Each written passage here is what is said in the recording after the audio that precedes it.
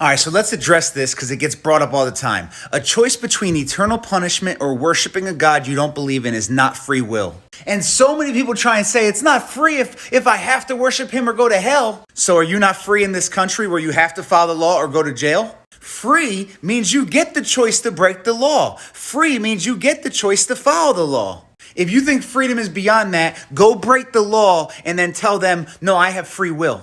Because they're going to look at you and say, yeah, you do, and you made a dumb decision with your free will. Likewise, God is God. He gave you freedom to choose or not. People that say this are not defending their free will. What they're defending is their own authority. Because what they're really saying is, God has no authority over me. He doesn't have the right to punish me for breaking his laws.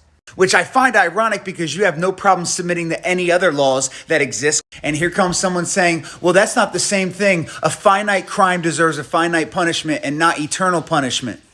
But here's the bad news. Your crimes against God are not finite crimes. Your crimes against other finite beings are finite crimes. Because God is eternal. You decide to sin against an eternal God. Therefore, you will receive an eternal punishment. And we understand this concept even in humanity. Who you commit a crime against determines how severe the punishment is. I can commit the same crime to different groups of people and will get punished differently in each situation. Don't believe me? Go punch a random person in the face and then punch a federal employee. And if you try to punch the president or a king in the face, it's going to be much more severe. So if you commit a crime against the eternal God, creator of heaven and earth, how dare you think he doesn't have the authority to punish you for all eternity? And how dare you think that means you don't have freedom?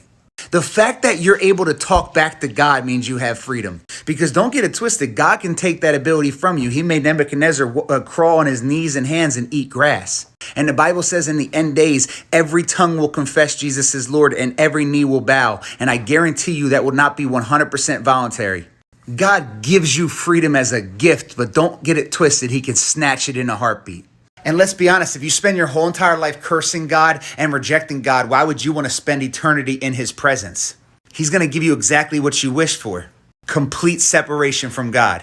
And the reason why people don't like the idea of hell isn't because it's eternally separated from God. You would love to be eternally separated from God because you spent your whole life trying to be separated from God. You don't like the fact that hell has nothing good in it. But here's the breaking news. The only reason you have the benefit of anything good on this planet is because God gave it. That means you're taking his gifts and you're spitting on him. And then you're angry that he's going to take those gifts away from you and you can truly be separated from him for eternity.